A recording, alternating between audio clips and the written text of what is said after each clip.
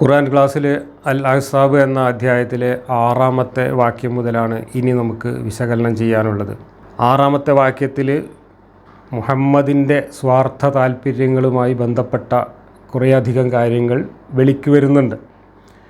അതിൻ്റെ പശ്ചാത്തലമായി അല്പം ചില കാര്യങ്ങൾ പറഞ്ഞുകൊണ്ട് ഞാൻ ആ വാക്യം വായിക്കാം.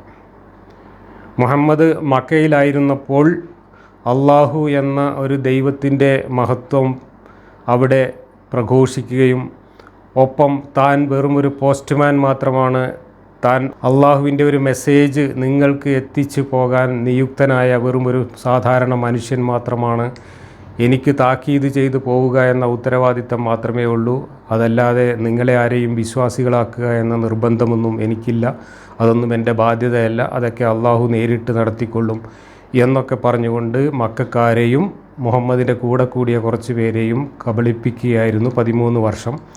അത് കഴിഞ്ഞ് മദീനയിലേക്ക് വന്നതിന് ശേഷം മുഹമ്മദ് തൻ്റെ നിലപാടുകളെല്ലാം മാറ്റി ആകെ തകിടം മറിഞ്ഞ് മുഹമ്മദിന് വാളെടുത്തുകൊണ്ട് അധികാരം കയ്യിലേന്തിക്കൊണ്ട് ഈ മതം നടപ്പിലാക്കാൻ അള്ളാഹു തന്നെ നിയോഗിച്ചിട്ടുണ്ട് എന്ന മറ്റൊരു നിലപാടിലേക്ക് മാറുന്നതാണ് അവിടെ കാണുന്നത്. എന്ന് മാത്രമല്ല, അള്ളാഹുവിനെ പതുക്കെ മുഹമ്മദ് ചാക്കിൽ കെട്ടി എവിടെയോ കൊണ്ടുവച്ച് അള്ളാഹു ഒന്നുമല്ല, ഞാൻ തന്നെയാണ് പ്രധാനപ്പെട്ട ദൈവം, ഞാൻ തന്നെയാണ് അള്ളാഹുവിനേക്കാൾ വലിയ സൂപ്പർ ദൈവം എന്ന് പറയാതെ പറയുകയാണ് മദീനയിൽ ഒരു ഘട്ടമെത്തിയപ്പോൾ മുഹമ്മദ് ചെയ്തു തുടങ്ങിയത്. അതിൻ്റെ തുടക്കം കുറിക്കുന്ന ഏതാനും വാക്യങ്ങളാണ് നമ്മൾ ഈ അധ്യായത്തിൽ ഇനി വായിക്കാൻ പോകുന്നത്. തുടക്കം കുറിക്കുന്ന എന്ന് പറഞ്ഞാൽ ചരിത്രപരമായി അത് ശരിയല്ല. കാരണം ഈ വാക്യങ്ങളുടെ ക്രമമൊന്നും ചരിത്രത്തിൻ്റെ ക്രമമനുസരിച്ചല്ല എന്ന് നമ്മൾ പലതവണ പറഞ്ഞു കഴിഞ്ഞു. ഇനി ഞാൻ വായിക്കാൻ പോകുന്ന വാക്യമൊക്കെ മുഹമ്മദ് മദീനയിൽ അധികാരമെല്ലാം ഉറപ്പിച്ചതിന് ശേഷം തൻ്റെ എല്ലാവിധത്തിലുള്ള തൻപോരിമയും ഏകാധിപത്യവും തൻ്റെ പ്രജകൾക്കുമേൽ അടിച്ചേൽപ്പിക്കുന്ന ഒരു ഘട്ടത്തിൽ മുഹമ്മദിൻ്റെ വ്യക്തിപരമായ താല്പര്യങ്ങൾ ചോദ്യം ചെയ്യപ്പെടാതെ എല്ലാവരും അനുസരിക്കേണ്ടതുണ്ട് എന്ന ഒരു നിർബന്ധ ബുദ്ധിയോടുകൂടി പറഞ്ഞു വെച്ച കാര്യങ്ങളാണ്. ഇതെല്ലാം മുഹമ്മദിൻ്റെ ജീവിതത്തിൽ ഏതാണ്ട് ഒരു അവസാന ഘട്ടത്തിലേക്ക് കടക്കുന്ന സമയത്ത് പറഞ്ഞിട്ടുള്ള കാര്യങ്ങളാണ്, അതല്ലാതെ മദീനയിൽ എത്തിയ ഉടനെ പറഞ്ഞ കാര്യങ്ങൾ അല്ല. എന്തായാലും ഈ വാക്യത്തിലൂടെ മുഹമ്മദ് അനുയായികളോടും ഇത് ലോകാവസാനം വരേക്കുള്ള കിതാബാണ് എന്ന് വിശ്വസിക്കുന്ന പാവപ്പെട്ട വിശ്വാസികളോടും മുഹമ്മദ് എന്ന വ്യക്തി എങ്ങനെയാണ് ഒരു ദൈവമായി ആരാധിക്കപ്പെടേണ്ടത് എന്ന് പഠിപ്പിക്കുന്നതാണ് ഈ വാക്യങ്ങളിലൂടെ നമ്മൾ കാണുന്നത്. 6-ാമത്തെ വാക്യം ഞാൻ വായിക്കാം. പ്രവാചകൻ സത്യവിശ്വാസികൾക്ക് സ്വദേഹത്തെക്കാളും അടുത്ത ആളാകുന്നു. അദ്ദേഹത്തിൻ്റെ ഭാര്യമാർ അവരുടെ മാതാക്കളുമാകുന്നു.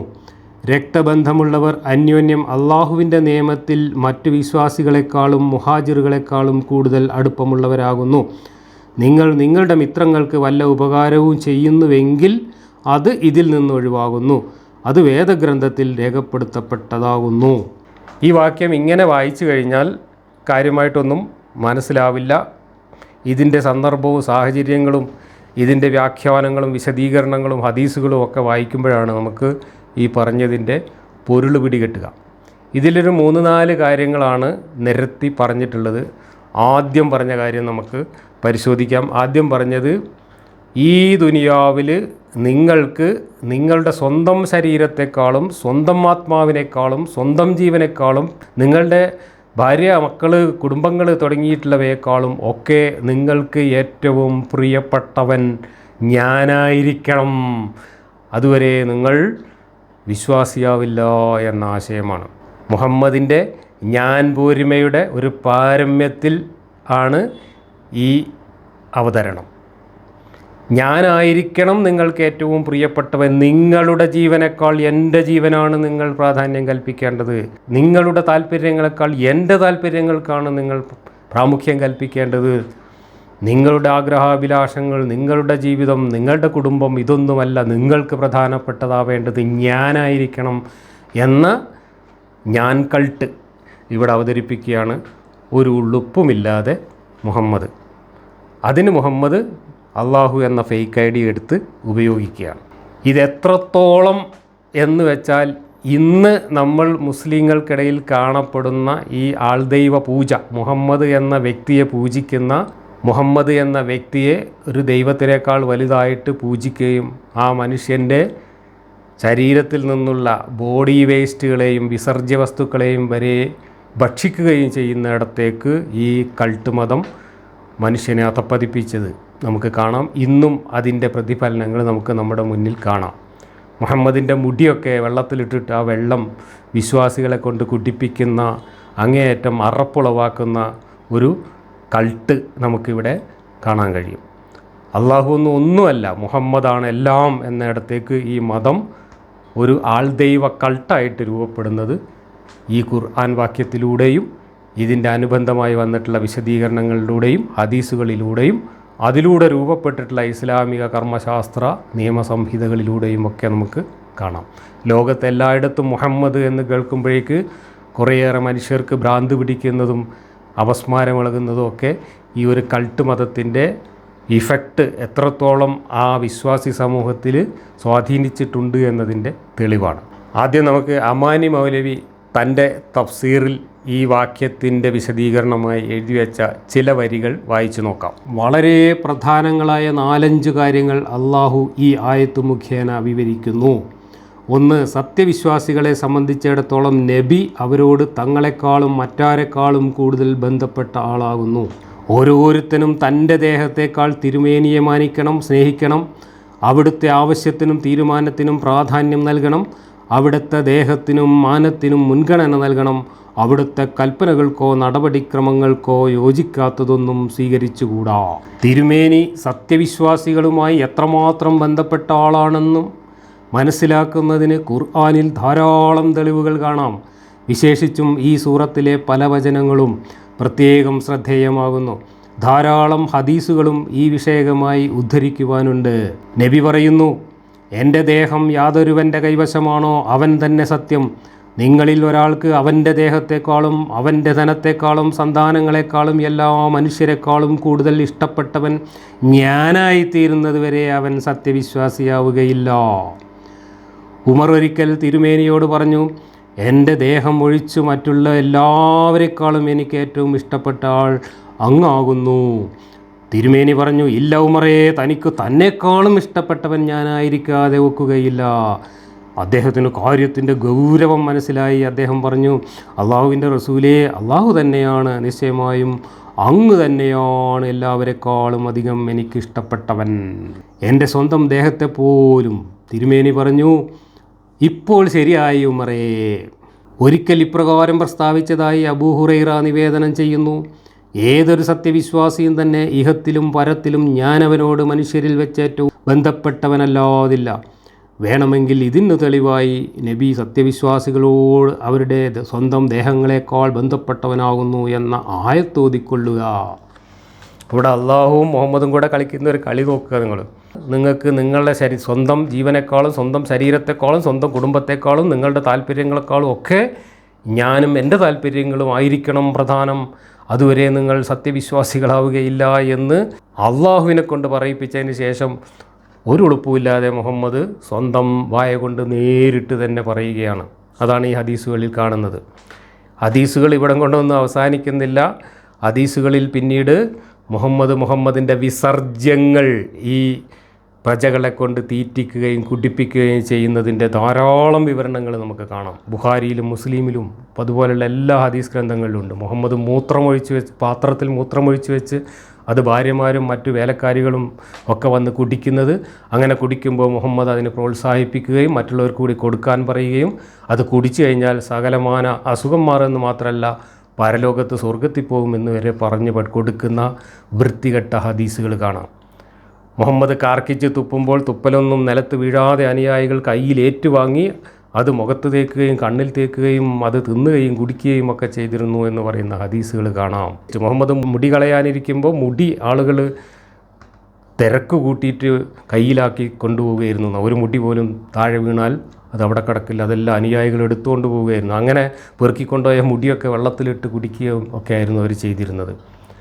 ഈ വിശ്വാസം വെച്ചുകൊണ്ടാണ് ഇക്കാലത്തും മുടിയാണെന്നും പറഞ്ഞുകൊണ്ട്, മുഹമ്മദിൻ്റെ മുടിയാണെന്നും പറഞ്ഞുകൊണ്ട് ഏതോ ബാർബർ ഷോപ്പിൽ നിന്ന് മുടി കൊണ്ടെന്ന് വെള്ളത്തിലിട്ട് അത് കച്ചവടമാക്കി ഇവിടെ ചില ഇത്തിക്കണ്ണികൾ കോടികൾ വാരി ആർഭാട ജീവിതം നയിക്കുന്നത് ഈ പാവങ്ങളെ ചൂഷണം ചെയ്തുകൊണ്ട്.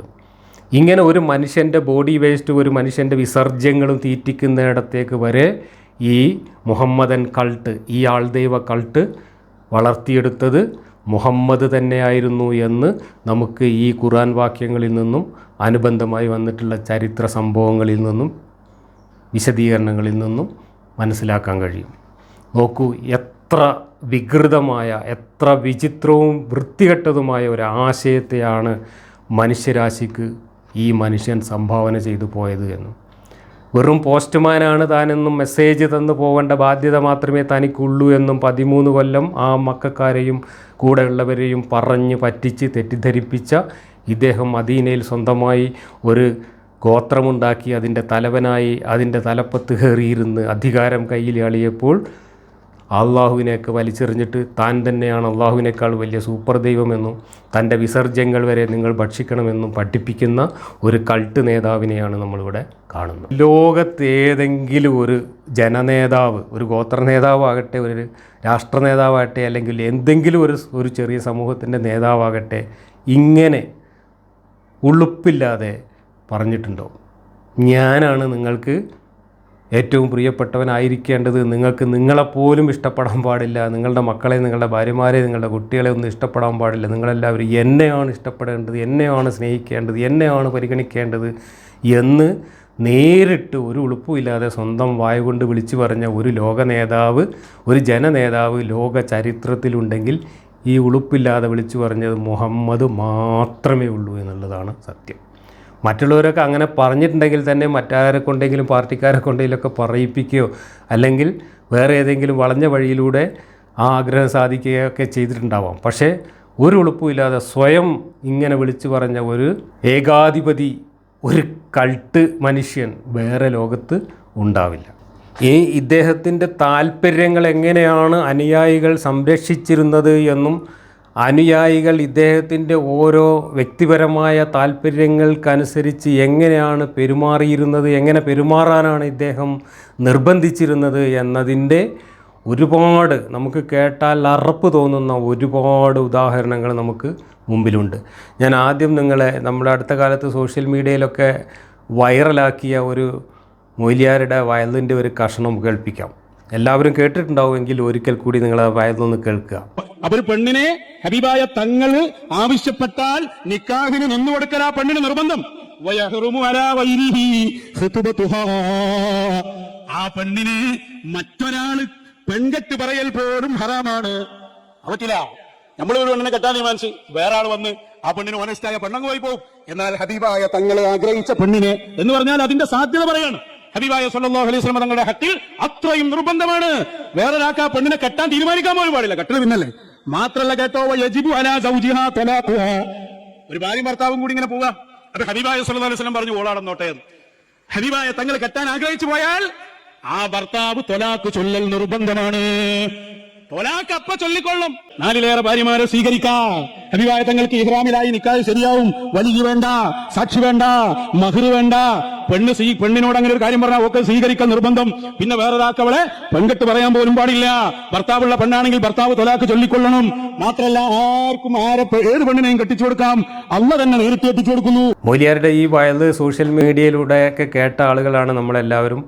ആ വയല് കേൾപ്പിക്കുകയും അത് പ്രചരിപ്പിക്കുകയും ചെയ്ത പല ആളുകളും ആ മൊയ്ലിയാരുടെ വിവരക്കേട് ഓർത്തിട്ട് സഹതപിക്കുകയും ആ മൊയ്ലിയാരെ കുറ്റം പറയുകയും ചീത്ത വിളിക്കുകയും ഒക്കെ ചെയ്ത് നമ്മൾ കണ്ടു. ആ കൂട്ടത്തിൽ ഒന്നും അറിയാത്തവരെ പോലെ മതത്തെ സംരക്ഷിക്കാൻ നടക്കുന്ന ആളുകളും കൂടിയത് നമ്മൾ കണ്ടു. യഥാർത്ഥത്തിൽ അത് കാപട്യമായിരുന്നു ഈ മൊയ്ലിയാർ പറഞ്ഞത്. മൊയ്ലിയാരുടെ ഭാഷയല്ല, മൊയ്ലിയാരുടെ സ്വന്തം അഭിപ്രായമല്ല. മൊയ്ലിയാർ ആ വയലിൽ തന്നെ മൊയ്ലിയാർ ഏത് കിതാബിൽ നിന്നാണ് പറയുന്നത് എന്ന് അവിടെ വ്യക്തമായി പറഞ്ഞിരുന്നു. എന്നാൽ ആ കിതാബിൽ മാത്രമാണോ ഈ കാര്യം പറഞ്ഞിട്ടുള്ളത്? അല്ല. ഇസ്ലാമിൻ്റെ ആധികാരികമായിട്ടുള്ള പ്രമാണരേഖകളിൽ ഈ പറഞ്ഞ കാര്യങ്ങളൊക്കെ പറഞ്ഞിട്ടുണ്ട്.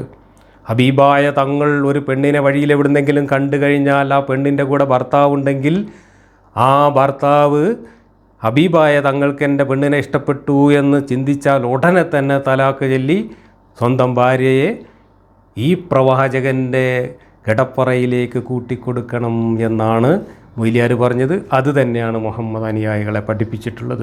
മുഹമ്മദ് ഇങ്ങനെ നടന്നു പോകുമ്പോൾ മുഹമ്മദിന് ഒരു ഒട്ടകത്തിനെ കണ്ടു, അല്ലെങ്കിൽ ഒരു കുതിരേനെ കണ്ടു, അല്ലെങ്കിൽ ഒരു ഈത്തപ്പനത്തോട്ടം കണ്ടു, മുഹമ്മദിനെ ഇഷ്ടപ്പെട്ടു, അത് കിട്ടിയാൽ കൊള്ളാൻ ആഗ്രഹമുണ്ട് എന്ന് അനുയായികൾക്ക് തോന്നിയാൽ ഉടനെ ആ ഒട്ടകത്തിൻ്റെ ഉടമ ഒട്ടകത്തെ മുഹമ്മദിന് സംഭാവന ചെയ്തുകൊള്ളണം. ആ കുതിരയുടെ ഉടമ ഉടനെ മുഹമ്മദിന് സംഭാവന ചെയ്തുകൊള്ളണം. ആ ഈത്തപ്പനത്തോട്ടം ഉടനെ അതിൻ്റെ ഉടമസ്ഥൻ മുഹമ്മദിനെ ഏൽപ്പിച്ചു കൊടുത്തോളണം. നാട്ടിലുള്ള ഏതൊരു പെണ്ണിനെയും മുഹമ്മദിൻ്റെ കണ്ണിൽപ്പെട്ട് മുഹമ്മദിനെ കിട്ടിയാൽ കൊള്ളാമെന്ന് തോന്നിയാൽ ഉടനെ ആ പെണ്ണിൻ്റെ ഭർത്താവ് അവളെ മൊഴി ചൊല്ലി മുഹമ്മദിൻ്റെ കടപ്പറയിൽ എത്തിച്ചോളണം. നാട്ടുകാർ ആ പെണ്ണിനെ ഓടിച്ചിട്ട് പിടിച്ച് മുഹമ്മദിൻ്റെ കടപ്പറയിൽ എത്തിച്ചോളണം. നിങ്ങൾ ആലോചിച്ച് നോക്കൂ, നാട്ടിൽ നമ്മുടെയൊക്കെ പഴയ സിനിമകളിലൊക്കെ ഉണ്ടായിരുന്ന നാട്ടിൻപുറത്തെ ഈ പ്രമാണിമാരും ചട്ടമ്പിമാരും കങ്കാണിമാരുമായിട്ട് ആളുകൾ ഓരോരോ കാര്യസ്ഥന്മാരെയും കൊണ്ട് ഇങ്ങനെ നടന്നിട്ട് നാട്ടിലുള്ള എല്ലാവിധ അക്രമങ്ങളും ചെയ്തിരുന്ന അത്തരം വില്ലൻ കഥാപാത്രങ്ങളെ നമ്മൾ കഥകളിലും നോവലിലും സിനിമകളിലൊക്കെ കണ്ടിട്ടുണ്ട്. നമ്മുടെ നാട്ടിൻപുറത്ത് അങ്ങനെ പണ്ടൊക്കെ ഉണ്ടായിരുന്നു. ഇങ്ങനെയുള്ള ഒരു നാട്ടുപ്രമാണി, ഒരു ചട്ടമ്പി പ്രമാണി ഒരു കാര്യസ്ഥനെയും കൊണ്ട് നടന്നിട്ട് നാട്ടിലുള്ള മുഴുവൻ ജനങ്ങളെയും ദ്രോഹിക്കുന്ന ആ ഒരവസ്ഥ ലോകാവസാനം വരേക്കും പടച്ചതമ്പുരാൻ മാതൃകയായി പറഞ്ഞയച്ച, റോൾ മോഡലായി പറഞ്ഞയച്ച ഒരു അന്ത്യദൂതൻ തൻ്റെ ജീവിതത്തിൽ പ്രാവർത്തികമാക്കിക്കൊണ്ടിരുന്നു എന്ന് പറഞ്ഞാൽ ഇയാൾ ആരുടെ ദൂതനായിരുന്നു എന്ന് ചിന്തിക്കാൻ അധികം യുക്തിയും ബുദ്ധിയൊന്നും ഉപയോഗിക്കേണ്ട കാര്യമില്ല എന്നാണ് എനിക്കിതൊക്കെ വായിച്ച സമയത്ത് ആദ്യം വായിച്ചപ്പോൾ തന്നെ തോന്നിയത്. എൻ്റെ 18ാമത്തെ വയസ്സിൽ ഞാൻ ആദ്യമായിട്ട് ഖുർആൻ പരിഭാഷ വായിക്കുമ്പോൾ ഈ അധ്യായം വായിച്ചു കഴിഞ്ഞപ്പോൾ എൻ്റെ മനസ്സിലുണ്ടായ ഒരു ഭൂകമ്പം അതെനിക്ക് വാക്കുകൾ കൊണ്ട് പറഞ്ഞറിയിക്കാൻ പറ്റുന്ന ഒന്നല്ല. അതുവരെ എൻ്റെ മനസ്സിൽ ഒരു വലിയ വേൾഡ് ട്രേഡ് സെൻറ്റർ പോലെ ഉയർന്നു നിന്നിരുന്ന ഒരു ബിംബമായിരുന്നു മുഹമ്മദ് എന്ന പ്രവാചകൻ. പക്ഷേ ഇതൊക്കെ വായിച്ചു കഴിഞ്ഞപ്പോൾ ഖുർആനിലും ഹദീസിലും അതിൻ്റെ അനുബന്ധ കിതാബുകളിലും മുഹമ്മദിൻ്റെ ഈ ചരിത്രമൊക്കെ വായിച്ചപ്പോൾ, ഖുർആനിൽ തന്നെ ഈ വഷളത്തരങ്ങളൊക്കെ വായിച്ചപ്പോൾ വേൾഡ് ട്രേഡ് സെൻറ്റർ തകർന്നു വീണതുപോലെ ആ ബിംബം എൻ്റെ മനസ്സിൽ തകർന്നടിയുകയാണ് ചെയ്തത്. അവിടെ വെച്ചാണ് എൻ്റെ ജീവിതത്തിന് തന്നെ ഒരു വലിയ വഴിത്തിരിവുണ്ടാവുന്നത്. അതുവരെ എൻ്റെ ജീവിതത്തിന് ഞാനൊരു ലക്ഷ്യം കണ്ടെത്തിയിരുന്നില്ല. എൻ്റെ ജീവിതത്തിന് സ്വന്തമായ ഒരു അർത്ഥവും കണ്ടെത്തിയിരുന്നില്ല. എങ്ങനെ ജീവിക്കണം, എന്തായിരിക്കണം ജീവിതത്തിൻ്റെ ലക്ഷ്യം എന്നൊക്കെ ചിന്തിച്ച് തുടങ്ങുന്നതിന് മുമ്പ് ഇങ്ങനെ ഒരു അനുഭവം, ഈ ഒരു വായനാനുഭവം എൻ്റെ മനസ്സിൽ ഒരു ലക്ഷ്യമുണ്ടാക്കി. അതനുസരിച്ച് അന്നു മുതൽ ഇന്ന് വരെ കഴിഞ്ഞ 1/2 നൂറ്റാണ്ട് കാലം ഇത് ഉഡായിപ്പാണ് എന്ന ഒരൊറ്റ യാഥാർത്ഥ്യത്തിൻ്റെ മുമ്പിൽ ഇത് ഉഡായിപ്പാണ് എന്ന് ഇത് വിശ്വസിക്കുന്ന സമൂഹത്തോട് വിളിച്ചു പറയുക എന്ന ഒരു ലക്ഷ്യവുമായിട്ടാണ് ഞാൻ ജീവിച്ചു വന്നത്. ഇന്നും ഞാൻ ആ പ്രവൃത്തി തന്നെയാണ് ചെയ്തുകൊണ്ടിരിക്കുന്നത്. കാരണം ഇതൊക്കെ മനസ്സിലാക്കിയിട്ട് മിണ്ടാതിരിക്കാൻ കഴിയില്ല. ഇത്രയും വൃത്തികെട്ട ഒരാശയം ഈ 21ാം നൂറ്റാണ്ടിലും കോടിക്കണക്കിന് മനുഷ്യർ പേറിക്കൊണ്ട് നടക്കുന്നു.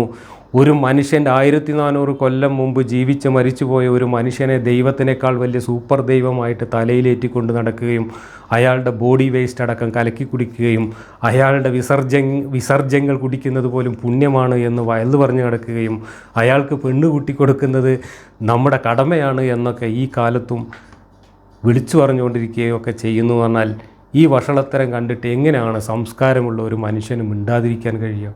എനിക്ക് കഴിയില്ല എന്നതുകൊണ്ടാണ് ഞാൻ എൻ്റെ ജീവിതത്തിലെ മറ്റെല്ലാ കാര്യങ്ങളും മാറ്റിവെച്ചുകൊണ്ട് എൻ്റെ ജീവിതവും ജീവനും എല്ലാം ഇതിനു വേണ്ടിയിട്ട് സമർപ്പിച്ചുകൊണ്ട് ഈ ഒരു പരിപാടി തുടങ്ങി വെച്ചത്.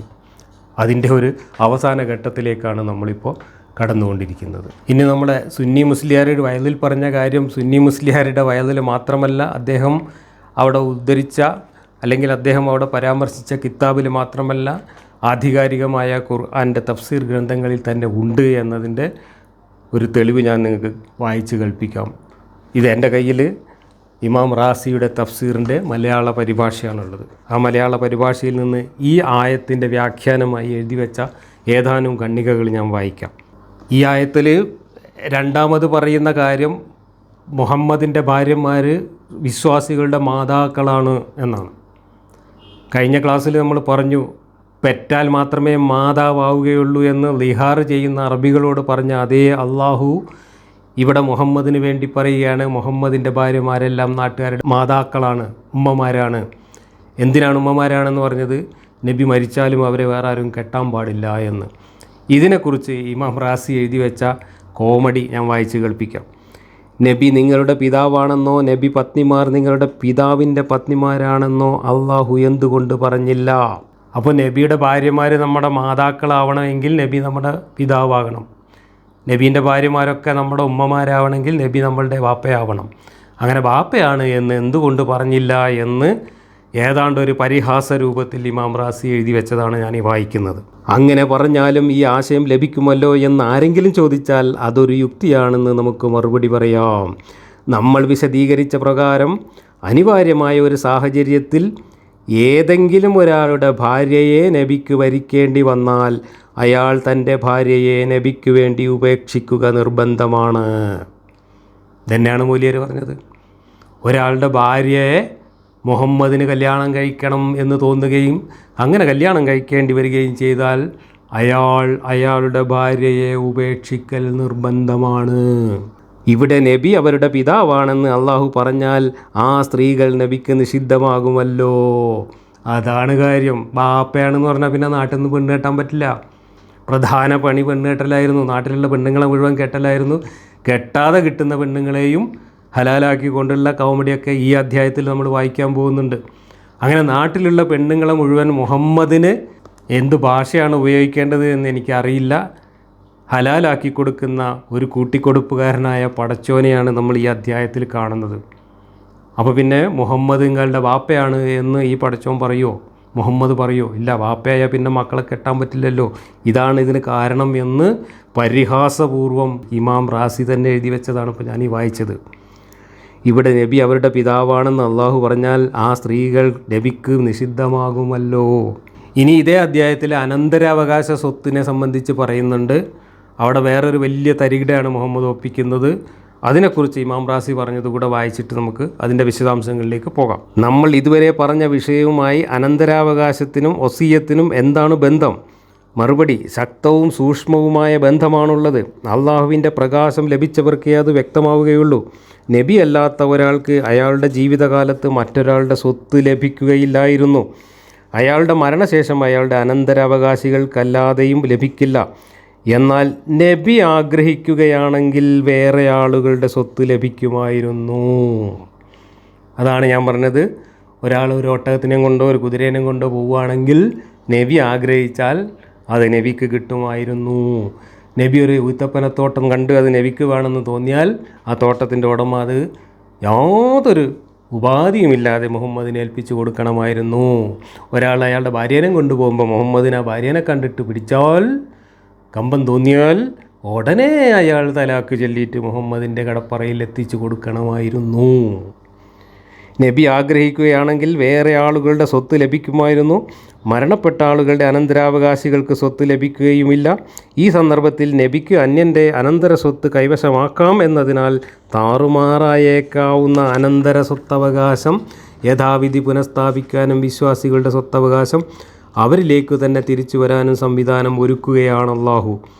നബി ഒരു വസ്തു ആഗ്രഹിച്ചാൽ അത് നബിയുടേതായി തീരുകയും നബിയുടെ കാലശേഷം അത് നബിയുടെ അനന്തരാവകാശികൾക്കായി മാറുകയും ചെയ്യും. അപ്പോൾ നബി മരിച്ചാൽ ആ സ്വത്ത് എൻ്റെ ഉടമസ്ഥന് തിരിച്ചു കൊടുക്കുകയല്ല ചെയ്യുക, അത് നബിയുടെ അവകാശികൾക്ക് കിട്ടുകയാണ് ചെയ്യുക. അത് തിരിച്ച് ലഭിക്കുകയില്ലല്ലോ എന്ന മനോവിഷമം വിശ്വാസികൾക്ക് ഉണ്ടാവാതിരിക്കാനാണ് ഇങ്ങനെ ചെയ്യുന്നത്. അനന്തരാവകാശ നിയമം ഉണ്ടാക്കാൻ കാരണം അതാണ് എന്നാണ് ഈ പറഞ്ഞത്. നോക്കൂ നിങ്ങൾ, ഒരു കൾട്ട് നേതാവ് എത്രത്തോളം അധപ്പതിച്ചു എന്ന്. ഇതിനൊക്കെ ഏത് ഭാഷയിലാണ് നമ്മൾ വിശദീകരിക്കേണ്ടത് എന്ന് എനിക്കറിയില്ല. കാരണം കൂടുതൽ കടുത്ത ഭാഷ നമ്മൾ ഉപയോഗിച്ച് കഴിഞ്ഞാൽ വിശ്വാസികൾക്ക് അതെങ്ങനെയാണത് താങ്ങാൻ കഴിയുക എന്നും അറിയില്ല. അതുകൊണ്ട് ഞാൻ അധികം പറയുന്നില്ല. ഇതൊക്കെ കേട്ട് കഴിഞ്ഞാൽ ഒരു സാമാന്യ യുക്തിബോധമുള്ള ആർക്കും മനസ്സിലാവും ആരായിരുന്നു മുഹമ്മദ്, എന്തായിരുന്നു മുഹമ്മദ്, ആരായിരുന്നു മുഹമ്മദിൻ്റെ അള്ളാഹു, എന്തായിരുന്നു മുഹമ്മദിൻ്റെ മതം. ഇത് സാമാന്യ യുക്തിയുള്ള ആർക്കും ഇതൊക്കെ വായിച്ച് കേൾക്കുമ്പോൾ മനസ്സിലാവും. ഇനി മുഹമ്മദ് സ്വന്തം ശാരീരിക വിസർജ്യങ്ങൾ എങ്ങനെയാണ് മറ്റുള്ളവരെ കൊണ്ട് തീറ്റിക്കുകയും കുടിപ്പിക്കുകയും ചെയ്തിരുന്നത് എന്ന് ചൂണ്ടിക്കാണിക്കുന്ന ഒരു ഹദീസ് സാമ്പിളിന് ഞാൻ ബുഖാരിയിൽ നിന്ന് വായിച്ച് കേൾപ്പിക്കാം. CN അഹമ്മദ് മൗലവി 1628 നമ്പറായി കൊടുത്തിട്ടുള്ള ഹദീസ്. അബൂ മൂസ പറയുന്നു, തിരുമേനി മക്കയ്ക്കും മദീനയ്ക്കും ഇടയിലുള്ള ജിറാനയിൽ ഇറങ്ങിയ അവസരത്തിൽ ഞാൻ തിരുമേനിയുടെ കൂടെ ഉണ്ടായിരുന്നു. തിരുമേനിയോടൊപ്പം ബിലാൽ ഉണ്ടായിരുന്നു. ഒരു ഗ്രാമീണൻ വന്ന് ചോദിച്ചു, അങ്ങ് എന്നോട് വാഗ്ദത്തം ചെയ്ത കാര്യം നിറവേറ്റാത്തതെന്ത്? തിരുമേനി അരുളി, നീ സന്തോഷിച്ചിരിക്കുക. ഗ്രാമീണൻ പറഞ്ഞു, അങ്ങ് പല പ്രാവശ്യമായി എന്നോട് സന്തോഷിക്കൂ എന്ന് പറയുന്നു. ഉടനെ അബൂ മൂസ, ബിലാൽ എന്നിവരുടെ നേരെ തിരിഞ്ഞ് തിരുമേനി കോപഭാവത്തിൽ അരുളി, ഇവൻ സന്തോഷവാർത്ത സ്വീകരിച്ചില്ല, നിങ്ങൾ രണ്ടുപേരും അത് സ്വീകരിക്കുക. അവരിരുവരും പറഞ്ഞു, ഞങ്ങൾ സ്വീകരിച്ചിരിക്കുന്നു. പിന്നീട് തിരുമേനി ഒരു പാത്രം വെള്ളം വരുത്തി അതുകൊണ്ട് കൈകളും മുഖവും കഴുകിയ ശേഷം അതിൽ തുപ്പി. എന്നിട്ട് അരുളി, നിങ്ങൾ രണ്ടുപേരും അതിൽ നിന്നും കുറേശ്ശെ കുടിക്കുക. മുഖത്തും നെഞ്ചിലും അല്പം തളിക്കുകയും ചെയ്യുക. സന്തുഷ്ടരായിക്കൊള്ളുക. അവർ പാത്രം എടുത്ത് അപ്രകാരം ആവർത്തിച്ചു. അന്നേരം ഉമ്മു സലമ മറക്കു പിന്നിൽ നിന്നുകൊണ്ട്, നിങ്ങൾ രണ്ടുപേരും നിങ്ങളുടെ മാതാവിന് വേണ്ടി കുറച്ച് ബാക്കി വെക്കുക എന്ന് വിളിച്ചു പറഞ്ഞു. അതനുസരിച്ച് അതിൽ നിന്നും കുറച്ച് അവർ ബാക്കി വെച്ചു. ഇങ്ങനെ മുഹമ്മദിൻ്റെ തുപ്പലും മുഹമ്മദിൻ്റെ മൂത്രവും മുഹമ്മദിൻ്റെ വിയർപ്പും ഒക്കെ അനുയായികളെ കൊണ്ട് കലക്കി കുടിപ്പിക്കുക എന്ന കലാപരിപാടി മുഹമ്മദ് നടത്തിയിരുന്നു എന്നതിന് നിരവധി ഹദീസുകളിൽ തെളിവുണ്ട്. ഒരു പോസ്റ്റ്മാനായിട്ട് അള്ളാഹു മെസ്സേജ് കൊടുത്തയച്ച ആൾ ഇവിടെ വന്നിട്ട് തൻ്റെ വിസർജ്യം മനുഷ്യരെ കൊണ്ട് തീറ്റിക്കുന്ന തരത്തിലേക്ക് ദൈവത്തെ അപമാനിക്കുകയും സ്വയം ദൈവമായിട്ടും ആൾദൈവമായിട്ടും അതിനപ്പുറത്തേക്കും വളരുകയും ചെയ്യുന്ന അശ്ലീല കാഴ്ചയാണ് ഇസ്ലാമിൽ നമ്മൾ കാണുന്നത്, മുഹമ്മദിൽ നമ്മൾ കാണുന്നത്. ഇവിടം കൊണ്ട് തീർന്നില്ല. അള്ളാഹുവിനെ മുഹമ്മദ് കൊച്ചാക്കുന്നത് ഈ അധ്യായത്തിൽ ഇനി നമുക്ക് തുടർന്ന് കാണാം. അള്ളാഹു മുഹമ്മദിൻ്റെ പിന്നാലെ തലയും ചൊറിഞ്ഞ് സലാത്ത് ചെല്ലുന്ന ദയനീയ കാഴ്ച നമുക്ക് ഈ ഖുർആനിൽ കാണാം. അള്ളാഹു മലക്കുകളെയും കൂട്ടി മുഹമ്മദിനെ പ്രകീർത്തിച്ചുകൊണ്ട് മുഹമ്മദിൻ്റെ പിന്നാലെ നടക്കുകയാണ് എന്ന് ഒരു ഉളുപ്പുമില്ലാതെ അള്ളാഹുവിനെ കൊണ്ട് പറയിപ്പിക്കുന്ന മുഹമ്മദിനെ നമുക്ക് ഈ അധ്യായത്തിൽ കാണാം. അള്ളാഹു പരലോകത്ത് നീതി പ്രവർത്തിക്കുമ്പോൾ അവിടെ അള്ളാഹുവല്ല കാര്യങ്ങൾ നടത്തുക എന്നും അള്ളാഹു തൻ്റെ ഇഷ്ടപ്രകാരം തൻ്റെ ശുപാർശക്കനുസരിച്ചാണ് കാര്യങ്ങൾ ചെയ്യുക എന്നും അള്ളാഹു തനിക്ക് മുമ്പയച്ച പ്രവാചകന്മാരൊക്കെ വെറും ഉണ്ണാക്കന്മാരാണ്, ഞാൻ മാത്രമാണ് അവിടെ യഥാർത്ഥത്തിൽ അള്ളാഹുവിനേക്കാൾ വലിയ സൂപ്പർ ദൈവമായി കാര്യങ്ങൾ നടപ്പിലാക്കുക എന്നുവരെ മുഹമ്മദ് പറഞ്ഞു വെച്ചിട്ടുണ്ട്. വെറുതെ പറയുന്നതല്ല, ഞാൻ ഒരു ഹദീസ് കൂടെ വായിച്ച് കേൾപ്പിക്കാം. കുറച്ച് ദീർഘമായ ഒരു ഹദീസാണ്. CN അഹമ്മദ് മൗലവി 1706 നമ്പറിൽ കൊടുത്തിട്ടുള്ള ദീർഘമായൊരു ഹദീസാണ്. ഞാനത് വായിച്ച് കേൾപ്പിക്കാം. നോഹിനോടൊപ്പം നാം കപ്പലിൽ കയറ്റിയവരുടെ സന്താനങ്ങളെ അദ്ദേഹം വളരെ കൃതജ്ഞതയുള്ള ഒരു ദാസനായിരുന്നു എന്ന 17:3 എന്ന ഖുർആൻ വാക്യത്തിൻ്റെ അനുബന്ധമായിട്ടാണ് ഈ ഹദീസ് കൊടുത്തിട്ടുള്ളത്. ഇത് നമ്മളിപ്പോൾ വായിച്ച ആയത്തിനും ബാധകമാണ്. 1706 ഹദീസ്. അബൂ ഹുറൈറ പറയുന്നു, തിരുമേനിയുടെ അടുക്കൽ പാകം ചെയ്ത അല്പം മാംസം കൊണ്ടുവന്നു. അതിൽ നിന്നും ഒരു കുറക് അവിടത്തേക്ക് എടുത്തു കൊടുത്തു. കൈക്കുറക് തിരുമേനിക്ക് ഇഷ്ടപ്പെട്ടതായിരുന്നു. അതൊന്ന് കടിച്ചിട്ട് ഇങ്ങനെ അരുളി, പുനരുത്ഥാന ദിവസം ജനങ്ങളുടെ നേതാവായിരിക്കും ഞാൻ. എന്താണിതിന് കാരണമെന്ന് നിങ്ങൾക്കറിയാമോ? അന്ന് അള്ളാഹു സകല മനുഷ്യരെയും ഒരു നിരന്ന ഭൂമിയിൽ ഒരുമിച്ച് കൂട്ടും. വിളിച്ചു പറയുന്നവർ പറയുന്നത് അവരെല്ലാവരും കേൾക്കും. എല്ലാവരെയും കാണുകയും ചെയ്യും. സൂര്യൻ വളരെ അടുത്തു വരും. അസഹനീയവും അതിഭയങ്കരവുമായ ദുഃഖവും ക്ലേശവും ജനങ്ങളെ ബാധിക്കും. അതവർക്ക് താങ്ങാൻ കഴിയില്ല. അവർ പറയാൻ തുടങ്ങും, നിങ്ങളെ ബാധിച്ചിരിക്കുന്ന വിപത്ത് കാണുന്നില്ലേ? നിങ്ങൾക്ക് വേണ്ടി രക്ഷിതാവിങ്കൽ ശുപാർശ ചെയ്യാൻ ആരാണുള്ളതെന്ന് അന്വേഷിക്കുന്നില്ലേ? ചിലരോട് പറയും, ആദമിനെ സമീപിച്ചു നോക്കുക. അവർ ആദമിൻ്റെ അടുത്ത് ചെന്നിട്ട് പറയും, മാനവരാശിയുടെ പിതാവായ താങ്കളെ അള്ളാഹു സ്വന്തം കൈകൊണ്ടാണ് സൃഷ്ടിച്ചത്. അവൻ തൻ്റെ ആത്മാവിനെയാണ് താങ്കളിൽ നിവേശിപ്പിച്ചിട്ടുള്ളത്. അവൻ്റെ കൽപ്പന പ്രകാരം മലക്കുകൾ താങ്കൾക്ക് സാഷ്ടാംഗം ചെയ്തു. അതുകൊണ്ട് താങ്കളുടെ നാഥൻ്റെ സന്നിധിയിൽ ഞങ്ങൾക്ക് വേണ്ടി ശുപാർശ ചെയ്താലും ഞങ്ങളുടെ പരിതാപകരമായ അവസ്ഥ കാണുന്നില്ലേ? ആദം പറയും, എൻ്റെ നാഥൻ ഇന്ന് വല്ലാതെ കോപിച്ചിരിക്കുകയാണ്. മുമ്പൊരിക്കലും ഇതുപോലെ കോപിച്ചിട്ടില്ല, മേലൊരിക്കലും ഇതുപോലെ കോപിക്കുകയുമില്ല. അവൻ ഒരു മരത്തെ സമീപിക്കുന്നത് എന്നോട് നിരോധിച്ചു. ഞാൻ അവൻ്റെ കൽപ്പനയെ ധിക്കരിച്ചു കളഞ്ഞു. എൻ്റെ സ്വന്തം കാര്യം അവതാളത്തിലാണ് എന്ന് പറഞ്ഞ് എൻ്റെ ആത്മാവേ, എൻ്റെ ആത്മാവേ, എൻ്റെ ആത്മാവേ എന്ന് അദ്ദേഹം വിലപിക്കാൻ തുടങ്ങും. അവസാനം പറയും, മറ്റു വല്ലവരുടെയും അടുക്കൽ ചെല്ലുക, നോഹിനെ സമീപിക്കുക. അപ്പോൾ മുഹമ്മദ് കഥ പറയാണ്, പരലോകത്ത് അവസാന ദിവസം വിചാരണ നടക്കുന്ന സമയത്ത് എല്ലാവരും പേടിച്ച് ബേജാറായി പരക്കം പായുമ്പോൾ ആരെങ്കിലും നമുക്ക് വേണ്ടിയിട്ട് അള്ളാഹിൻ്റെ അടുത്ത് ശുപാർശ ചെയ്യാനുണ്ടോ എന്ന് അന്വേഷിച്ച് ആളുകൾ നടക്കും. അങ്ങനെ അവർ ആദ്യം ആദം നബീൻ്റെ അടുത്ത് ചെന്നിട്ട് ഞങ്ങൾക്കും വേണ്ടി ശുപാർശ ചെയ്യുമോ എന്ന് ചോദിക്കും. അപ്പോൾ ആദം നബി പറയും, അള്ളാഹു വല്ലാതെ ദേഷ്യപ്പെട്ടിരിക്കുകയാണ്, അള്ളാഹുവിൻ്റെ മുമ്പിലേക്ക് എനിക്ക് പോകാൻ പറ്റില്ല, കാരണം ഞാൻ തന്നെ അള്ളാഹുവിനെ ധിക്കരിച്ച് ഒരു തെറ്റ് ചെയ്തിട്ടുള്ള ആളാണ് എന്ന്. അതുകൊണ്ട് നിങ്ങൾ നൂഹിൻ്റെ അടുത്ത് പോയി ചോദിച്ചു നോക്കി എന്ന് പറഞ്ഞിട്ട് ആദം നൂഹിൻ്റെ അടുത്തേക്ക് ഓടിക്കുകയാണ്. അങ്ങനെ അവർ നൂഹിൻ്റെ അടുക്കൽ ചെന്നിട്ട് പറയും, അങ്ങാണ് ഭൂവാസികളിലേക്ക് അയക്കപ്പെട്ട ഒന്നാമത്തെ ദൈവദൂതൻ, അങ്ങേയറ്റം നന്ദിയുള്ള ദാസൻ എന്നാണ് താങ്കളെ വിശേഷിപ്പിച്ചത്. താങ്കളുടെ നാഥൻ്റെ സന്നിധിയിൽ ഞങ്ങൾക്ക് വേണ്ടി ശുപാർശ ചെയ്താലും ഞങ്ങളുടെ ദുരവസ്ഥ കാണുന്നില്ലേ? നൂഹ് മറുപടി പറയും, എൻ്റെ നാഥൻ ഇന്ന് വല്ലാതെ കോപിച്ചിരിക്കുകയാണ്. മുമ്പൊരിക്കലും ഇതുപോലെ കോപിച്ചിട്ടില്ല, മേലിലൊരിക്കലും ഇതുപോലെ കോപിക്കുകയുമില്ല. എനിക്ക് ഒരേ ഒരു പ്രാർത്ഥനയ്ക്കാണ് അവൻ അവസരം നൽകിയിരുന്നത്. ആ പ്രാർത്ഥന എൻ്റെ ജനതയുടെ കാര്യത്തിൽ ഞാൻ നടത്തിക്കഴിഞ്ഞു. ഇത് പറഞ്ഞിട്ട് എൻ്റെ ദേഹമേ, സ്വന്തം ദേഹമേ, സ്വന്തം ദേഹമേ എന്ന് അദ്ദേഹം വിലപിക്കാൻ തുടങ്ങും. ഒടുവിൽ നിങ്ങൾ മറ്റു വല്ലവരുടെയും അടുക്കൽ ചെല്ലുക, ഇബ്രാഹിമിനെ സമീപിച്ചു നോക്കുക എന്ന് ഉപദേശിക്കും. അപ്പോഴവർ ഇബ്രാഹിമിൻ്റെ അടുക്കൽ ചെന്ന് പറയും, ഇബ്രാഹിം, അങ്ങ് അള്ളാഹുവിൻ്റെ പ്രവാചകനും ഭൂമിയിലെ അവൻ്റെ ആത്മമിത്രവുമാണ്.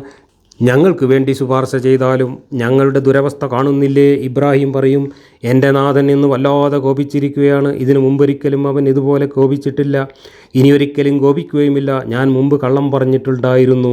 എന്നിട്ട് അദ്ദേഹം എൻ്റെ ആത്മാവേ, എൻ്റെ ആത്മാവേ, എൻ്റെ ആത്മാവേ എന്ന് വിലപിക്കാൻ തുടങ്ങും. ഒടുവിൽ പറയും, നിങ്ങൾ മറ്റാരുടെയെങ്കിലും അടുത്ത് ചെല്ലുക, മൂസായെ സമീപിച്ചു നോക്കുക. അവർ മൂസായുടെ അടുക്കൽ ചെന്ന് പറയും, മൂസ, അങ്ങ് അള്ളാഹുവിൻ്റെ പ്രവാചകനാണ്. അള്ളാഹു അവൻ്റെ ദൗത്യം കൊണ്ടും സംഭാഷണം കൊണ്ടും താങ്കളെ മറ്റു മനുഷ്യരെക്കാൾ ശ്രേഷ്ഠനാക്കിയിരിക്കുന്നു. താങ്കളുടെ നാഥൻ്റെ സന്നിധിയിൽ ഞങ്ങൾക്ക് വേണ്ടി ശുപാർശ ചെയ്താലും ഞങ്ങളുടെ ദുരവസ്ഥ കാണുന്നില്ലേ? മൂസ പറയും, എൻ്റെ നാഥൻ ഇന്ന് വല്ലാതെ കോപിച്ചിരിക്കുന്നു. മുമ്പൊരിക്കലും ഇങ്ങനെ കോപിച്ചിട്ടില്ല, ഒരിക്കലും ഇതുപോലെ കോപിക്കുകയുമില്ല. ഞാനൊരു മനുഷ്യനെ വധിച്ചു, എന്നോട് അയാളെ വധിക്കാൻ കൽപ്പിച്ചിരുന്നില്ല. എന്നിട്ട് എൻ്റെ ആത്മാവേ, എൻ്റെ ആത്മാവേ, എൻ്റെ ആത്മാവേ എന്ന് അദ്ദേഹം വിലപിക്കാൻ തുടങ്ങും. അദ്ദേഹം പറയും, മറ്റു വല്ലവരുടെയും അടുക്കൽ ചെല്ലുക, ഈസായെ സമീപിച്ചു നോക്കുക. അവർ ഈസായുടെ അടുക്കൽ എത്തിയിട്ട് പറയും, ഈസ, അങ്ങ് അള്ളാഹുവിൻ്റെ ദൂതനും മറിയമിൽ നിക്ഷേപിച്ച അവൻ്റെ വിശുദ്ധ വചനവും ആത്മാവുമാണ്. ശിശുവായിരിക്കുമ്പോൾ തൊട്ടിലിൽ വെച്ച് താങ്കൾ ജനങ്ങളോട് സംസാരിച്ചു. താങ്കൾ ഞങ്ങൾക്ക് വേണ്ടി ശുപാർശ ചെയ്താലും ഞങ്ങളുടെ ദുരവസ്ഥ കാണുന്നില്ലേ? ഈസ പറയും, എൻ്റെ നാഥൻ ഇന്ന് വല്ലാതെ കോപിച്ചിരിക്കുന്നു. മുമ്പൊരിക്കലും ഇങ്ങനെ കോപിച്ചിട്ടില്ല, മേലൊരിക്കലും ഇനി കോപിക്കാൻ പോകുന്നുമില്ല. താൻ ചെയ്ത കുറ്റമൊന്നും ഈസ എടുത്തു പറഞ്ഞില്ല. തുടർന്ന് എൻ്റെ ആത്മാവേ, എൻ്റെ ആത്മാവേ, എൻ്റെ ആത്മാവേ എന്ന് അദ്ദേഹം വിലപിക്കുവാൻ തുടങ്ങും.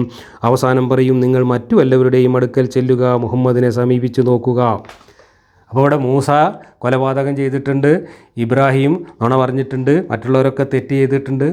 അങ്ങനെ ഈസാൻ്റെ അടുത്ത് ചെന്നപ്പോൾ ഈസാക്ക് കുറ്റമായിട്ടൊന്നും പറയാനില്ല, എങ്കിലും ഈസ ശുപാർശ ചെയ്യാനില്ല എന്ന് പറഞ്ഞുകൊണ്ട് കരയാൻ തുടങ്ങി എന്നാണ്.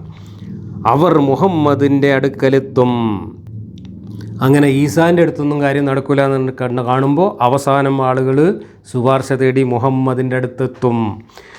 അവർ മുഹമ്മദിൻ്റെ അടുക്കലെത്തും. എന്നിട്ട് പറയും, മുഹമ്മദ്, അങ്ങ് അള്ളാഹുവിൻ്റെ ദൂതനും അന്ത്യപ്രവാചകനുമാണ്. താങ്കളുടെ ആദ്യത്തെ തെറ്റുകളും അവസാനത്തെ തെറ്റുകളുമെല്ലാം അവൻ പുറത്തു തന്നിട്ടുണ്ട്. അപ്പോൾ മൂപ്പര് തെറ്റ് ചെയ്യാത്ത ആളല്ല, മൂപ്പര് തെറ്റുകളൊക്കെ അള്ളാഹു പുറത്തിട്ടുണ്ട്. കാരണം അള്ളാഹുവിന് പൊറുക്കൽ സൂപ്പർ മാർക്കറ്റും കൊണ്ടാണല്ലോ മുഹമ്മദിൻ്റെ കൂടെ രംഗത്ത് വരുന്നത്. താങ്കളുടെ നാഥൻ്റെ സന്നിധിയിൽ ഞങ്ങൾക്ക് വേണ്ടി ശുപാർശ ചെയ്താലും ഞങ്ങളുടെ ദുരവസ്ഥ കാണുന്നില്ലേ? ഞാൻ പോയി അർസിൻ്റെ ചുവട്ടിൽ ചെന്ന് എൻ്റെ നാഥന് സാഷ്ടാംഗമായി വീഴും. അള്ളാഹു അവനെ സ്തുതിക്കുവാനും പ്രകീർത്തിക്കുവാനുമുള്ള പുതിയതും മുമ്പ് മറ്റാർക്കും കാണിച്ചു കൊടുത്തിട്ടില്ലാത്തതുമായ മാർഗം എനിക്ക് ചൂണ്ടിക്കാട്ടിത്തരും. അവസാനം അള്ളാഹു പറയും, മുഹമ്മദ്, നിങ്ങൾ തല ഉയർത്തുക, ചോദിച്ചു കൊള്ളുക, നിങ്ങളുടെ ശുപാർശ സ്വീകരിക്കപ്പെടും. അപ്പോൾ ഞാൻ തല ഉയർത്തിയിട്ട് പറയും, നാഥാ എൻ്റെ സമുദായം, നാഥാ എൻ്റെ സമുദായം. അപ്പോൾ അള്ളാഹു പറയും, മുഹമ്മദ്, നിങ്ങളുടെ സമുദായത്തിൽ വിചാരണയ്ക്ക് വിധേയരാവേണ്ടതില്ലാത്തവരെ സ്വർഗത്തിൻ്റെ വലതുഭാഗത്തുള്ള വാതിലുകളിലൂടെ കടത്തിക്കൊള്ളുക. മറ്റു വാതിലുകളിലൂടെ പ്രവേശിക്കാനുള്ള അവകാശവും അവർക്കുണ്ട്. തിരുമേനി തുടർന്നരുളി, എൻ്റെ ആത്മാവിനെ നിയന്ത്രിക്കുന്ന അള്ളാഹുവാണ്. സ്വർഗത്തിലെ 2 കവാടങ്ങളുടെ അകലം മക്കൾക്കും ഹിംയർ ദേശത്തിനും തമ്മിൽ അകലത്തിന് തുല്യമാണ്. അല്ലെങ്കിൽ മക്കൾക്കും ബുസറാദേശത്തിനും ഇടക്കുള്ള ദൂരത്തിന് തുല്യം. നിന്റെ നാഥൻ നിന്നെ സ്തുത്യർഹമായ ഒരു സ്ഥാനത്ത് എത്തിക്കുവാനിടയുണ്ട് എന്ന ഖുർആൻ വാക്യം. നോക്കൂ നിങ്ങൾ, മുഹമ്മദ് എന്ന കൾട്ട് നേതാവ് സ്വന്തം അനുയായികളെ വിഡ്ഢികളാക്കിക്കൊണ്ട് അള്ളാഹുവിനേക്കാൾ മേലെയുള്ള സൂപ്പർ അള്ളാഹുവാണ് താൻ എന്ന് പഠിപ്പിക്കുന്നത്. അള്ളാഹു ഒന്നുമല്ലാതായി മാറുകയാണ്. അള്ളാഹു അവിടെ തുലാസം തൂക്കിയിട്ട് വിചാരണക്ക് കുത്തിയിരിക്കുമ്പോൾ മുഹമ്മദ് ചെന്നിട്ട് ശുപാർശ ചെയ്യുകയാണ് മുഹമ്മദിൻ്റെ സമുദായത്തിൽപ്പെട്ടവർക്ക് വേണ്ടിയിട്ട്. അപ്പം മുഹമ്മദിൻ്റെ സമുദായക്കാർക്ക് ടെസ്റ്റ് ചെയ്താതെ ചാക്കീരി പാസ് കൊടുക്കുമെന്നാണ് പറഞ്ഞത്. യാതൊരു വിചാരണയും കൂടാതെ മുഹമ്മദ് ശുപാർശ ചെയ്യുന്നവരെ സ്വർഗത്തിലേക്ക് പ്രത്യേക വാതിലിൽ കൂടെ തള്ളിക്കയറ്റി വിടുന്നു. ഭീകരമായ അഴിമതി അള്ളാഹുവിനെ കൊണ്ട് ചെയ്യിക്കുകയാണ് മുഹമ്മദ്. നീതിമാനായ അള്ളാഹു എന്ന് പറഞ്ഞ് പഠിപ്പിച്ചിട്ട് അവസാനം മുഹമ്മദ് എന്ന അഴിമതിക്കാരൻ്റെ വിരൽ തുമ്പിൽ ചലിക്കുന്ന ഒരു കട്ട അഴിമതിക്കാരനായിട്ട് അള്ളാഹുവിനെ തരം താഴ്ത്തുകയും എന്നിട്ട് അള്ളാഹുവിനേക്കാൾ അധികാരമുള്ളത് തനിക്കാണ് എന്ന് ഈ മദീനക്കാരായ അനുയായികളുടെ മുമ്പിൽ സ്ഥാപിക്കുകയും ചെയ്യുന്നു. ഇതാണ് ഇസ്ലാം എന്ന കൾട്ട്. ഇവിടെ ആരാണ് വലുത്? അള്ളാഹുവാണോ മുഹമ്മദാണോ? അള്ളാഹു ഒന്നുമല്ലാതാവുന്നതാണ് മദീനയിൽ ഇനി നമ്മൾ കാണുന്നത്. ഈ അധ്യായത്തിൽ തന്നെ അള്ളാഹുവിനെ അങ്ങേയറ്റം ഒരു കുട്ടിക്കൊരങ്ങനാക്കി തരം താഴ്ത്തുന്നത്, ഒരു കൂട്ടിക്കൊടുപ്പുകാരനായിട്ട് വഷളാക്കുന്നത്, ഒരു കാര്യസ്ഥനായിട്ട് വീട്ടിൽ അടുക്കള കാര്യസ്ഥനായിട്ട് തരം താഴ്ത്തുന്നത് നിങ്ങൾക്ക് ഈ അധ്യായത്തിൽ കാണാം. ഇതാണ് മുഹമ്മദ്. ഇതാണ് മുഹമ്മദിൻ്റെ അള്ളാഹു, മുഹമ്മദിൻ്റെ ഖുർആൻ, മുഹമ്മദിൻ്റെ ഇസ്ലാം. അപ്പോൾ ഈ വാക്യത്തിൽ ആദ്യം പറഞ്ഞത് നിങ്ങളെക്കാളും നിങ്ങളുടെ സ്വന്തം ജീവനേക്കാളും നിങ്ങൾക്ക് സ്വന്തമായിട്ടുള്ള എല്ലാത്തിനേക്കാളും എന്നെ ഇഷ്ടപ്പെടണം, എങ്കിലേ നിങ്ങൾ വിശ്വാസിയാവുള്ളൂ. അങ്ങനെ നിങ്ങൾ എന്നെ ആരാധിച്ചു കൊണ്ടിരുന്നാൽ അള്ളാഹുവിനെയൊക്കെ ഒന്നുമല്ലാതാക്കിക്കൊണ്ട് നിങ്ങളെ ഞാൻ അഴിമതിയിലൂടെ സ്വർഗത്തിലെത്തിച്ചു തരാം. ഇതാണ് മുഹമ്മദ് പഠിപ്പിച്ചത്. ഇനി ഈ വാക്യത്തിൽ രണ്ടാമത് പറഞ്ഞ കാര്യം എൻ്റെ ഭാര്യമാർ നിങ്ങൾക്ക് കെട്ടാൻ പാടില്ല, നിങ്ങളുടെ ഉമ്മമാരാണ് എന്ന കോമഡിയാണ്. ഇതേ അധ്യായത്തിൽ ഇതിൻ്റെ തൊട്ട് മുമ്പുള്ള വാക്യത്തിൽ നമ്മൾ ചർച്ച ചെയ്തപ്പോൾ പറഞ്ഞു പെറ്റ തള്ള മാത്രമേ തള്ളയാവൂ എന്ന് ഇതേ ഖുർആനിൽ പറഞ്ഞിട്ടുണ്ട്. എപ്പോഴാണ് പറഞ്ഞത്? മക്കക്കാർ ലിഹാർ ചെയ്തപ്പോൾ. ഭാര്യമാരെ ഉപേക്ഷിക്കാൻ വേണ്ടി നീ എൻ്റെ പോലെയാണ് എന്ന് ഒരാൾ പറയുന്നതിനെ അപഹസിക്കാൻ വേണ്ടിയിട്ട് അള്ളാഹു ആയത്തിറക്കിയപ്പോൾ അള്ളാഹു പറഞ്ഞത് നിങ്ങളെ പ്രസവിച്ച സ്ത്രീകൾ മാത്രമേ നിങ്ങളുടെ അമ്മയാവുള്ളൂ, നിങ്ങളീ പറയുന്നതൊക്കെ വിടുവായത്തമാണ് എന്ന്. അതേ അള്ളാഹു ഇവിടെ വിടുവായത്തം പറയുകയാണ്. മുഹമ്മദിൻ്റെ ഭാര്യമാരൊക്കെ നമ്മളെ ഉമ്മമാരാണത്രേ. നമ്മളെ പെറ്റിട്ടുണ്ടോ മുഹമ്മദിൻ്റെ ഭാര്യമാർ? പിന്നെ എങ്ങനെ മുഹമ്മദിൻ്റെ ഭാര്യമാർ നമ്മളെ ഉമ്മയാവുന്നത്? അതേ സമയത്ത് ഈ ഭാര്യമാർ നമുക്ക് കെട്ടാൻ പാടില്ല എന്ന് മാത്രമേ ഉള്ളൂ. ഉമ്മമാരോടെന്ന പോലെ ഈ ഭാര്യമാരോട് നമ്മൾ പെരുമാറാൻ പാടില്ല. ഈ ഭാര്യമാരെ അടുത്ത് പോയിട്ട് വർത്തമാനം പറയാൻ പാടില്ല. ഈ ഭാര്യമാരെ നമുക്ക് നേരിട്ട് കാണാൻ പാടില്ല. അവിടെ നമ്മൾ പർദ്ദയും മറയും ഒക്കെ ആചരിക്കണം. ഈ ഭാര്യമാരോട് സൊറ പറയാൻ പാടില്ല എന്നൊക്കെ ഇതേ അധ്യായത്തിൽ ഇനി പറയാൻ പോകുന്നുണ്ട്. സ്വന്തം ഉമ്മാരോട് സൊറ പറയുന്നിടത്ത് ആരെങ്കിലും മറ വെക്കേണ്ട കാര്യമുണ്ടോ? അപ്പോൾ അവിടെ ഉമ്മയല്ല, എന്നാൽ കെട്ടുന്ന കാര്യത്തിൽ മാത്രം ഉമ്മയാണ്. എന്ന് വെച്ചാൽ ഞാൻ മരിച്ചു കഴിഞ്ഞാൽ എൻ്റെ ഭാര്യമാർ വിധവകളായി കഴിഞ്ഞോളണം, അവരെ വേറൊരാളും ഭാര്യമാരാക്കാൻ പാടില്ല എന്ന സ്വാർത്ഥ ചിന്തയെ മുഹമ്മദ് അള്ളാഹുവിൻ്റെ വായിൽ വെച്ച് കെട്ടിക്കൊണ്ട് അവതരിപ്പിക്കുകയാണ്. അതിനപ്പുറത്ത് ഈ പറയുന്നതിന് യാതൊരു ന്യായവും ഉണ്ടാക്കിയെടുക്കാൻ കഴിയില്ല. അവിടെയാണ് ഇമാം റാസി പോലും പരിഹാസപൂർവ്വം പറഞ്ഞത്, മുഹമ്മദിൻ്റെ ഭാര്യമാർ ഉമ്മമാരാണെങ്കിൽ മുഹമ്മദ് ബാപ്പയുമാകണ്ടേ എന്ന ചോദ്യം ന്യായമാണെങ്കിലും അതിൻ്റെ യുക്തി ഇതാണ്. അങ്ങനെ ആകുമ്പോൾ പിന്നെ മുഹമ്മദിന് ഈ നാട്ടിൽ നിന്ന് പെണ്ണെട്ടാൻ പറ്റൂലല്ലോ എന്ന് പറഞ്ഞ് പരിഹസിക്കുന്നു. ഇത് ആയിഷയും പരിഹസിച്ചിട്ടുള്ള കാര്യമാണ്. ആയിഷ പലപ്പോഴും ഇതുപോലെയുള്ള പരിഹാസവാക്യങ്ങൾ മുഹമ്മദിൻ്റെ നേരെ ചൊരിഞ്ഞതായിട്ട് ഹദീസുകളിൽ തന്നെ കാണാം. കാരണം മുഹമ്മദ് തൻ്റെ ലൈംഗിക സ്വാർത്ഥ താല്പര്യങ്ങൾ സംരക്ഷിക്കുന്നതിന് വേണ്ടി അള്ളാഹു എന്ന ഫേക്ക് ഐഡിയെ മറ്റുള്ളവരുടെ മുമ്പിൽ കൊച്ചാക്കി വിഡ്ഢിയാക്കി അവതരിപ്പിക്കുകയാണ് ചെയ്തുകൊണ്ടിരുന്നത്. മൂന്നാമത് ഈ അധ്യായത്തിൽ പറഞ്ഞ കാര്യം രക്തബന്ധത്തിൻ്റെ മഹിമയാണ്. അതിൻ്റെ സന്ദർഭമായിട്ട് ഖുർആൻ്റെ തഫ്സീറുകളിലും മറ്റും പറയുന്നത് ചരിത്രത്തിലെ ഏറ്റവും വലിയൊരു കൊലച്ചതിയായിരുന്നു മുഹമ്മദ് മദീനയിൽ നടപ്പിലാക്കിയത്. മുഹമ്മദിൻ്റെ ചരിത്രത്തിലുടനീളം നമ്മൾ കാണുന്നത് മുഹമ്മദ് കരാറുകൾ ഉണ്ടാക്കിയിട്ട് ചതിക്കുക എന്നുള്ളതാണ്. ഉടമ്പടി ഉണ്ടാക്കിയിട്ട് ചതിക്കുക, ആ ഉടമ്പടി ലംഘിച്ചുകൊണ്ട് ചതിക്കുക, ഇങ്ങനെയുള്ള നിരവധി ചതിയിലൂടെയാണ് മുഹമ്മദ് അറേബ്യ കീഴടക്കിയത്. അവിടെ മുഹമ്മദ് സ്വന്തമായി ഒരു സാമ്രാജ്യം ഉണ്ടാക്കിയത്. ആദ്യത്തെ ഉടമ്പടി മദീനക്കാരുമായി ഉണ്ടാക്കിയ അഖബ ഉടമ്പടിയെ ചവിട്ടിത്താഴ്ത്തുന്നതിന് വേണ്ടിയിട്ട് ആ ഉടമ്പടിയെ ഏകപക്ഷീയമായി റദ്ദാക്കിക്കൊണ്ട് അവതരിപ്പിച്ചതാണ് ഈ വാക്യമെന്നാണ് തഫ്സീറുകളിലെല്ലാം പറയുന്നത്. എന്താണ് റദ്ദാക്കാൻ കാരണം? മുഹമ്മദ് മദീനയിൽ അധികാരം പിടിച്ചെടുക്കുകയും അവിടെയുള്ള ഗോത്രങ്ങളെ മുഴുവൻ തകർത്ത് അവരുടെ സ്വത്തുക്കൾ മുഴുവൻ പിടിച്ചെടുക്കുകയും ചെയ്തതോടുകൂടി മുഹമ്മദ് സമ്പന്നനായി, ആ നാട്ടിലുള്ള സ്വത്തിൻ്റെ മുഴുവൻ ഉടമസ്ഥനായി. മുഹമ്മദിൻ്റെ അനുയായികളും വലിയ സമ്പാദ്യമുണ്ടാക്കി. ആ സമയത്ത് മദീനക്കാരായ അൻസാറുകളുമായി ഉണ്ടാക്കിയ കരാർ അനുസരിച്ച് ഈ സമ്പത്ത് മദീനക്കാരുമായിട്ട് തുല്യമായി പങ്കിടേണ്ടിയിരുന്നു. കാരണം മദീനക്കാർ അഭയം കൊടുത്ത ഈ മുഹാജിറുകൾ, മക്കയിൽ നിന്ന് വന്ന ആളുകൾ, അവരുടെ സ്വത്തിലും ഇവർക്ക് കിട്ടുന്ന സ്വത്തിൽ അവർക്കും അവരുടെ സ്വത്തിൽ ഇവർക്കും അവകാശമുണ്ട് എന്നായിരുന്നു ഉടമ്പടിയിലെ വ്യവസ്ഥ. പരസ്പരം അനന്തരാവകാശമുള്ള, പരസ്പരം സ്വത്തവകാശമുള്ള ബന്ധുക്കളായിട്ടായിരുന്നു അൻസാറുകളെയും മുഹാജിറുകളെയും മുഹമ്മദ് കൂട്ടിക്കെട്ടിയത്. ആ കരാർ അനുസരിച്ച് കിട്ടുന്നത് തുല്യമായി പങ്കുവെക്കുക എന്നതായിരുന്നു വ്യവസ്ഥ. ആ കരാർ അനുസരിച്ച് അഭയം നൽകിയ ആളുകൾ ഏത് കുടുംബത്തിലാണോ അഭയം നൽകിയത് ആ കുടുംബത്തിൻ്റെ സ്വത്തിൽ തുല്യ അവകാശമുള്ളവരായിരുന്നു. ഇയാൾ സമ്പാദിച്ചു കൊണ്ടുവരുന്ന സ്വത്ത് ആ കുടുംബത്തിനും ആ കുടുംബത്തിൻ്റെ സ്വത്തിൽ ഇയാൾക്കും അനന്തരാവകാശം വരെ ഉണ്ടായിരുന്നു. അതായത് കുടുംബപരമായിട്ടുള്ള ബന്ധമായിരുന്നു അൻസാറുകളും മുഹാജിറുകളും തമ്മിൽ ഈ ഉടമ്പടി അനുസരിച്ചുണ്ടായിരുന്നത്. പക്ഷേ ആ ഉടമ്പടി ഇനി തുടരുന്നത് മുഹമ്മദിനും മുഹമ്മദിൻ്റെ സ്വാർത്ഥ താല്പര്യങ്ങൾക്കും മുഹമ്മദിൻ്റെ സ്വന്തക്കാർക്കും ഗുണകരമല്ല എന്ന് തോന്നിയ ഒരു ഘട്ടത്തിൽ മുഹമ്മദ് മദീനക്കാരെ ചതിച്ചുകൊണ്ട് ആ ഉടമ്പടി ഏകപക്ഷീയമായി റദ്ദാക്കുന്നതാണ് ഈ ഖുർആൻ വാക്യത്തിലൂടെ നമ്മൾ കാണുന്നത്. ഇനി മുതൽ രക്തബന്ധുക്കൾക്ക് മാത്രമേ സ്വത്തവകാശവും മറ്റവകാശങ്ങളും വേണ്ടതുള്ളൂ. അതല്ലാത്ത തരത്തിലുള്ള മുഹാജിർ അൻസാർ ബന്ധത്തിൻ്റെ അടിസ്ഥാനത്തിലുള്ള അവകാശങ്ങളെല്ലാം ഇതാ റദ്ദാക്കിയിരിക്കുന്നു എന്നാണ് ഈ ആയത്തിലൂടെ പറഞ്ഞ മൂന്നാമത്തെ പ്രധാനപ്പെട്ട കാര്യം. മുഹമ്മദിൻ്റെ കൊലച്ചതി എന്ന് ഞാനതിനെ പറയും. മൗദൂദി ഈ വാക്യത്തിൻ്റെ വ്യാഖ്യാനത്തിൽ എഴുതിയ ഒരു കാര്യം ഞാൻ വായിക്കാം. സ്വത്ത് മുഴുവൻ അന്യർക്ക് നൽകിക്കൊണ്ട് അനന്തരാവകാശികൾ അത് വിലക്കപ്പെട്ടവരായി തീർന്നുകൂടാ. ഈ ദൈവിക ശാസനയിലൂടെ ഹിജ്റാനന്തരം മുഹാജിറുകളും അൻസാറുകളും തമ്മിൽ സ്ഥാപിച്ചു തുടങ്ങിയ ആ സവിശേഷ സാഹോദര്യ ബന്ധവും നിർത്തൽ ചെയ്യപ്പെട്ടു. ആ സാഹോദര്യ ബന്ധത്തിൻ്റെ അടിസ്ഥാനത്തിൽ അൻസാരികളും മുഹാജിറുകളും പരസ്പര അനന്തരാവകാശികളായിരുന്നു. അള്ളാഹു പ്രഖ്യാപിച്ചു, ധനം കുടുംബബന്ധത്തിൻ്റെ അടിസ്ഥാനത്തിൽ വിഭജിക്കപ്പെടണം. ഒരാൾ സംഭാവനയോ സമ്മാനമോ വസിയത്തോ ആയി തൻ്റെ ദീനീ സഹോദരന് വല്ലതും നൽകാൻ വിചാരിക്കുകയാണെങ്കിൽ നൽകാമെന്ന് മാത്രം.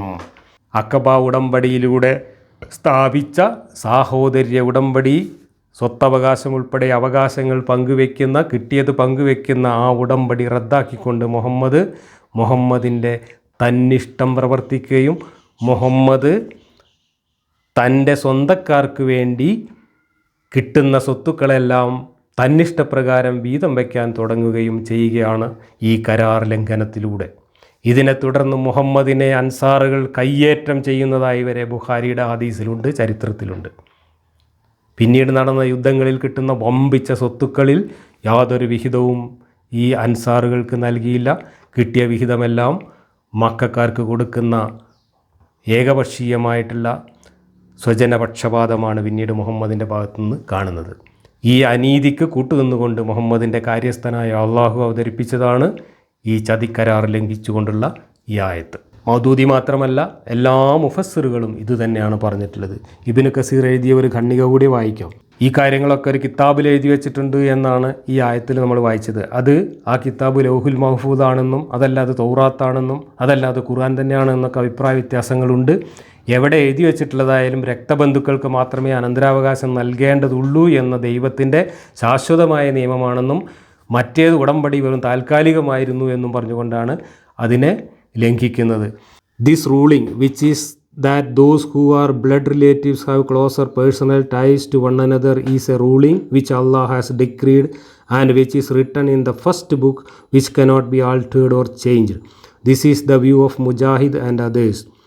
This is the case even though Allah legislated something different at certain times, and there is wisdom behind this. For he knew that this would be abrogated and the original ruling that was instituted an eternity ago would prevail, and this is his universal and legislative decree, and Allah knows best.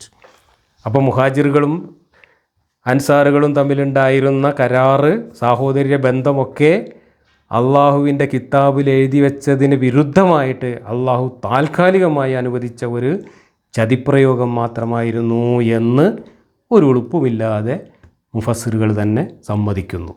ജലാലൈനിയുടെ തഫ്സീറിൽ Those related by blood kinsmen are more entitled to inherit from one another in the book of God than the other believers and the emigrants, in other words, than inheriting on account of their share in faith and the emigration, which had been the case at the beginning of Islam but was then abrogated.